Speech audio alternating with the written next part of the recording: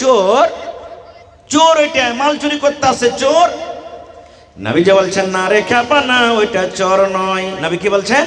ওইটা চোর নয় রে, ওইটা চোর নয়, যাকা শয়তান, ওইটা হলো শয়তান রে, যে মানুষের রূপে আসে। ওইটাকে ওটা হলো শয়তান, মানুষের রূপে আসে। তখন আবু হুরায়রা বলছেন নবীজি চোর মানে শয়তান এত বড় আলিম, শয়তান এত বড় আলিম, এত বড় পণ্ডিত, এত বড় জ্ঞানী। এবার নবীজি বলছেন, দেখেন কি বলছেন, এই আবু হুরায়রা শোনো, শয়তান ভালো কথা জানে কিন্তু শয়তান ভালো কথা মানে না। শয়তান কোরআনকে জানে কিন্তু শয়তান কোরআনের কথা মানে না। শয়তান আল্লাহকে জানে কিন্তু শয়তান আল্লাহর কথা মানে না। আপনি ভালো কথা জানেন, আপনি ভালো কথা মানেন, আপনি কোরআনকে জানেন, আপনি কোরআনের কথা মানেন, আপনি নবীকে জানেন, আপনি নবীর কথা মানেন, আপনি আল্লাহকে জানেন, আপনি আল্লাহর কথা মানেন। আপনি ভালো কথা জানেন এবং মানেন বলে ঈমানদার, আর শয়তান ভালো কথা জানে কিন্তু মানে না, এই জন্য শয়তান হলো বেঈমান। নারে তাকবীর। তাহলে বুঝতে পারলাম কি,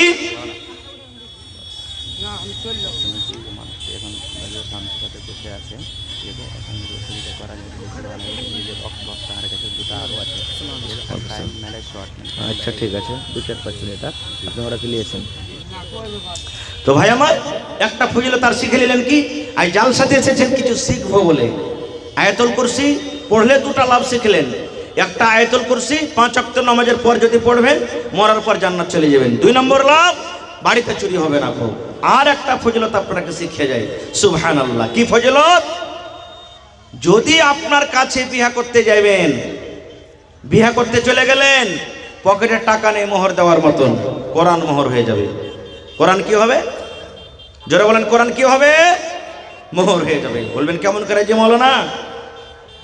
আল্লাহ রাসূল একদিন বসে আছেন, আপনারা যেমন বসে আছেন, সাহাবায়ে কেরামের জামাত বসে আছেন, এটা সহিহ হাদিস। আর একজন মহিলা রাসূল কাইসা বলছেন যে তো আহাবলাকা নাফসি ইয়া রাসূলুল্লাহ, আল্লাহ রাসূল আমার জান আপনাকে আমি সঁপে দিলাম। লম্বা হাদিস, ছোট করে বাস 2 মিনিট আমি শেষ করছি। একটা বেটি ছেলে নবীকে বলছেন, হুজুর আমার জান আপনাকে আমি সঁপে দিলাম, হেবা করে দিলাম, আপনাকে মোহর লাগবে না, টাকা লাগবে না, আপনি বিনা টাকাতে আপনি আমাকে বিয়ে করে নেন। দেখেন এই জামানাতে যদি কোনো বেটি ছেলে, দূরের কথা বেটি ছেলের বাপ, কোনো বেটির বাপ যদি জামাই খুঁজতে যায় তো কি বলবে, এর বেটির মধ্যে কোনো আয় বাঁচবে, এই লেগেই জামাই ধরতে এসছে। উল্টাই আমরা বুঝবো, বুঝলেন? যদি কোনো ভাই বিয়ে করতে গেছে, জানছে নেককার ইমানদার, বিয়ে করবো শ্বশুরের কাছে টাকা নিব না, মোটরসাইকেল নিব না, কত ভাই উল্টা বুঝবে, হ্যাঁ ভাই আর বেটার মধ্যে কোনো আইব টেব আছে নাকি, কিছু নেবে না, মানে এতিও ভেজাল, সব দিকে ভেজাল ভাই। একজন মহিলা রাসূলকে বলছেন সব সাহাবীর সামনে, হুজুর আমার জান আপনাকে সঁপে দিলাম, ভালো করে শুনবেন হাদিসটা, জান সঁপে দিলাম, আপনি বিনা টাকাতে আপনি বিয়ে করে নেন। নবীজি দেখলেন, মাথার চাঁদি থেকে নিয়ে পার তেলে তাক দেখলেন, দেখতে কেমন, দেখা পরে আমার দিকে দেখেন, মাথা নিচে করে নিলেন, বসে আছেন নবীজি, হানা কিচ্ছু বললেন না যে তুমি পছন্দ আছো, তোমাকে বিয়ে করবো কি করবো না, কিছু বললেন না। ভাবা চিন্তা করে দেখলেন নবীজি কিচ্ছু বললেন না। ফাজাল আসাদ বেটি ছেলেটা এক সাইডে বসে গেলেন। সময় মেলাক্ষণ কেটে গেল, নবীজি কোনো উত্তর দেন না যে তোমাকে বিয়ে করবো কি করবো না। যখন কিছু সময় কেটে গেল, ফাকাল রাজুলুম মিন আসহাবিহি, সাহাবীরা যারা বসেছিলেন একজন সাহাবী দাঁড়িয়ে গেলেন। এবার নবীকে বলছেন, নবী গো একটা বেটি ছেলে আপনাকে বিয়ে করতে চাইছে গো নবীজি, আপনি তাকে দেখলেন, যদি আপনার দরকার না থাকে, আমার দরকার রয়েছে নবী গো, আপনি তার বিয়েটা আমার সাথে লাগিয়ে দেন। আপনার যদি প্রয়োজন না থাকে, আপনার যদি বিয়ার দরকার না থাকে, নবী গো আমি আপনার সাহাবী, আমার দরকার রয়েছে, ওর বিয়েটা আপনি আমার সাথে লাগিয়ে দেন, আমার সাথে বিয়েটা লাগিয়ে দেন। এবার নবীজি কি বলছেন দেখেন, এই আমার সাহাবী, তোমার দরকার আছে, তুমি বিয়ে করবে, হালিন্দা কামিল শেখ, মোহর দেওয়ার মতন কিছু আছে? ও বলছে যে আমি ভাবলাম যে আপনাকে ফ্রিতে জান সেপে দিয়েছে, তা আমাকে মনে হয় মোহর টোহর লাগবে না, তা আমি রাজি হয়ে গেলাম, মোহর দেওয়ার মতন কিচ্ছু নেই নবীজি আমার কাছে।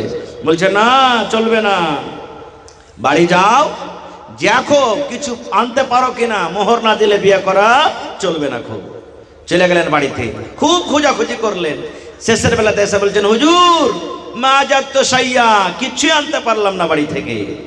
এবার নবী আমার কে বলছেন দেখেন, হে আমার সাহাবী রে, তোমাকে বাড়ি থেকে কিছু আনতে হবে। এ আমার সাহাবী, উনজুরু ওয়ালাউ খাতামান মিন হাদিদ, বাড়িতে তুমি আর একবার চলে যাও, দেখো তুমি কিছু পাও কিনা।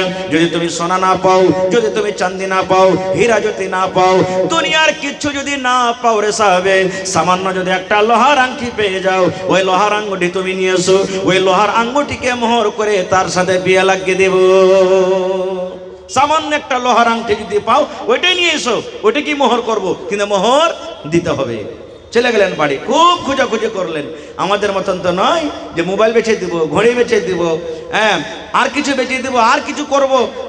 গরিব কত সাহাবী দেখেন, কিছুই আনতে পারলেন না। মজলিসে হাজির, আল্লাহ রাসূল গো, আমি একটা আংটি আনতে পারলাম না গো নবীজি, আমি একটা আপনার এমন সাহাবী যে আমি একটা সাধারণ একটা লোহার আংটি আনতে বললেন, তাও আনতে পারলাম না।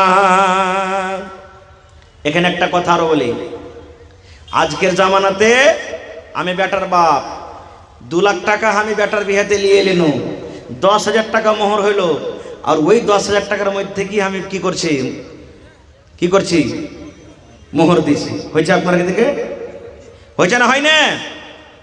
ওই সাহাবীতে কথা নবীকে বললেন, না নবী গো, আমি মোহর দিতে পারলো না, বেটি ছেলেটাকে বলেন আমাকে 10,000 টাকা দিবে, আর আমি ওই 10,000 টাকার মধ্যে থেকে 2,000 টাকা তাকে মোহর দিয়ে দেব। এটা বললেন? এটা বললেন না, এটা বললেন না। এবার নবী বলছেন সাহাবীরে, যতক্ষণ পর্যন্ত তুমি মোহর আদায় না করবে তোমার বিয়ে চলবে না। এবার সে সাহাবী বলছেন, ওয়ালাকিন হাযা ইজারি, নবী গো আমার পিন্ধনে একখানটা লুঙ্গি আছে গো নবীজি, এই লুঙ্গিতে আমি মোহর করে দেব। নবী বলছেন, লুঙ্গিতে কি হবে রে? বলছে নবী গো, এই লুঙ্গিকে আমি 2 ভাগ করে দেব, 1 ভাগ আমি পরনে রাখবো, আর 1 ভাগ আমি তাকে মোহর দিয়ে দেব। নবী বলছেন, না না, তোমার লুঙ্গিতে মোহর হবে না, এই লুঙ্গিকে তুমি 2 ভাগ করলে 1 ভাগ তোমার পিন্দা হবে না, আর 1 ভাগ তাকে মোহর দাও, তার ওড়না দোপাট্টা চাদর কিছু হবে না। এই জন্য বাবা রে, তুমি লুঙ্গি ছাড়া অন্য কোনো জিনিসের ব্যবস্থা করো। আপনারা বলেন বিয়া শাদী করতে যা, বিয়া যদি না হয় তো মনটা খারাপ হবে না? হবে না? সাহাবী মোহর টোহর কিছু দিতে পারলেন না, চুপচাপ বসে গেলেন মজলিসে। একটুখানি পর উঠে বাড়ির দিকে চলে যাচ্ছেন। নবী আমার তাকে বলছেন, এই শোনো শোনো শোনো রে, শোনো সাহাবী শোনো, আমি জানতে পারলাম তুমি গরিব মানুষ রে বাবা, সামান্য একটা লোহার আঙ্গুঠি আনতে পারলে না, তাইলে তুমি গরিব মানুষ। এবার নবী কি বলছেন দেখেন, এটা আমার বক্তব্যের পয়েন্ট। নবী বললেন, বাবারি মাজা মা কামিনাল কোরআন, কোরআন থেকে তুমি কিছু জানো কিনা রে বাবা? মাজা মা কামিনাল কোরআন, কোরআন থেকে তুমি কিছু জানো কিনা? কোরআন থেকে তোমার কিছু আয়াত মুখস্থ আছে কিনা? কোরআন থেকে তোমার কিছু রুকু মুখস্থ আছে কিনা? কোরআন থেকে তোমার কিছু সূরা মুখস্থ আছে কিনা? মাজা মা কামিনাল কোরআন। এবারে সাহাবী বলছেন, হুজুর আছে। ফাআদ্দাদাহা, নবীর সামনে নাম বলে দিলেন, সূরা 3 জানি, সূরা ফিল জানি, সূরা তারেক জানি, সূরা আবাস জানি, অমুক জানি, তমুক জানি, সূরাগুলোর নাম বলে দিলেন।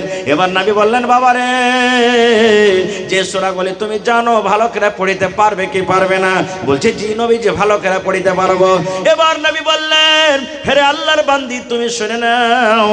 সেই মহিলাকে বললেন, এই আমার সাহাবী শোনো, তুমি যে কোরআনের আয়াতগুলো জানো, এই আয়াতের মধ্যে 30 খানা আয়াত সেই বেটি ছেলেকে তুমি শিখিয়ে দিবে, 30টা আয়াত তুমি শিখিয়ে দিবে, এবং ওই 30 খানা কোরআনের আয়াতকে মোহর করে আমি তার সাথে তোমার বিয়ে লাগিয়ে দিলাম। নারে তাকবীর! কোরআনের 30টা আয়াতকে মোহর করে আমি তার সাথে তোমার বিয়ে লাগিয়ে দিলাম। এই জায়গায় তো নবী বলেননি পান কইরে, বাতাসা কইরে, জর্দা কইরে, অমুক কইরে, তুমুক কইরে, এগুলা নবীজি বললেন না, মোহরের কথা বললেন। কিন্তু এখনকার অবস্থা এমন, মোহর যেমন তেহাকে কি দিলে না দিলে ঘোড়ার ডিম, যদি খালি 4 কিলোর জায়গাতে যদি 3 কিলো খালি অলিমা হয়ে যায় তাহলে তো ঝগড়ার ফাসাদ শুরু হয়ে গেল। যেটা অরিজিনাল ব্যাপার সেটা আমরা টানাটানি করছি, ছেড়ে দিচ্ছে সেটা। ভাই আমার, তাহলে কোরআনের একটা লাভ আপনি পাইলেন কি, যে কোরআন মোহরেরও কাজ করছে। সুবহানাল্লাহ। এরকম অনেক কথা আছে ভাই। গোটা পৃথিবীর মধ্যে কোরআন হলো 1 নম্বর কিতাব। আর ওই কিতাবটা কখন নাজিল হয়েছে জানেন? কোন মাসে নাজিল হয়েছে? শাহরু রমাজান আল্লাযী উনজিলা ফীহিল কোরআন। 12 মাসের মধ্যে কোন মাসটা বেশি ফজিলতের মাস রে ভাই বলেন তো? আরো জোরে বলেন। রমজান মাস। আল্লাহ বলেন বান্দারে, আমি আমার পাক পবিত্র কোরআনকে এত ভালোবাসি রে বান্দা, আমি আমার পাক পবিত্র রমজান মাসে আমি আল্লাহ নাজিল করে দিয়েছি। এবার আপনারা বলেন, আর 2 মিনিট সময় নেব, গোটা রমজানের মধ্যে কোন রাতটা বেশি আল্লাহর কাছে পিয়ারা? জোরে বলেন, আরো জোরে বলেন। ইন্না আনজালনাহু ফি লাইলাতিল, কি আছে? কাদর। আল্লাহ বলেন দুনিয়ার মানুষ রে, আমি আমার কোরআনকে আমি শাবে কাদরে আমি নাজিল করেছি। তাহলে কোরআন হলো 1 নম্বর কিতাব। আর 12 মাসে 1 নম্বর মাস হলো রোজার মাস, আর রোজার মাসে 1 নম্বর রাত হলো শাবে কাদর। এবার কোরআনটা কাকে দেওয়া হয়েছে শুনেন। আল্লাহ তাআলা বলেন দুনিয়ার মানুষ রে, আদম থেকে নিয়ে শেষ নবী পর্যন্ত, ওরে আল্লাহ নবী মুহাম্মদ সাল্লাল্লাহু আলাইহি সাল্লাম হলেন ইমামুল আম্বিয়া, সমস্ত নবীদের সরদার, সমস্ত নবীদের ইমাম। আল্লাহ রাব্বুল আমিন কোরআনের মতন কিতাব অন্য নবীকে দেওয়া হয়নি। আল্লাহর যে প্রিয় ভালোবাসা বান্দা, সব নবী তো আল্লাহর ভালো, সব নবী আল্লাহর পিয়ারা, কিন্তু আল্লাহ তাবারাক ওয়া তাআলা খাস করে পাক পবিত্র কোরআন নবী মুহাম্মদ সাল্লাল্লাহু আলাইহি সাল্লামকে দান করলেন। কোরআন কে নিয়ে এসেছে? আল্লাহর যত ফেরেশতা আছেন, আল্লাহর যত ফেরেশতা আছেন, আল্লাহর কারিবি ফেরেশতা, আল্লাহর প্রিয় ফেরেশতা, সব থেকে ফেরেশতার মধ্যে যে ফেরেশতা হলো বড়, সেটা হলো কে? হযরত জিবরিল আলাইহিস সালাম। আল্লাহ রাব্বুল আমিন জিবরিল মারফতে আল্লাহ নবীর কাছে কোরআন দিয়ে পাঠিয়ে দিলেন। তাহলে সব থেকে বড় ফেরেশতা, সব থেকে ফজিলতওয়ালা নবী, সব থেকে ফজিলতওয়ালা মাস, সব থেকে ফজিলতওয়ালা রাত, সব থেকে ফজিলতওয়ালা কিতাব কোরআন। সুবহানাল্লাহ। সেই কিতাব আজকে আমাদের সাথে পড়া হয়, সেই কিতাব আজকে 3 জন ছেলে আজকে মুখস্থ করেছেন, সেই কিতাবের মহব্বত ভালোবাসাতে আজকে আপনি বাড়ি ঘর ছেড়ে এখানে এসেছেন। ভাইরে, দেখি কোন আল্লাহর বান্দা আছেন এই কোরআনের জন্য 10,000 টাকা একটা লোক দিতে পারবেন, একটা লোক 5,000 টাকা দিতে পারবেন, এবং 5টা লোকের কাছে আমি আবদার করেছি 1 গাড়ি করে বালু, 100 বড়া সিমেন্টের আমি আবদার করেছি। এই ভাই, কত টাকা আসছে, কত টাকা চলে যায়, পান গুটকা বিড়ি খাইনি, ইদিক ওদিক কত টাকা আমরা জীবনে খরচা করে দিই। মাত্র 100 বড়া সিমেন্টের আবদার করলাম, 400 থেকে 500 টাকা লাগবে 1 বড়া সিমেন্টের দাম। দেখি কোন আল্লাহর বান্দা আছেন। মাওলানা, আমি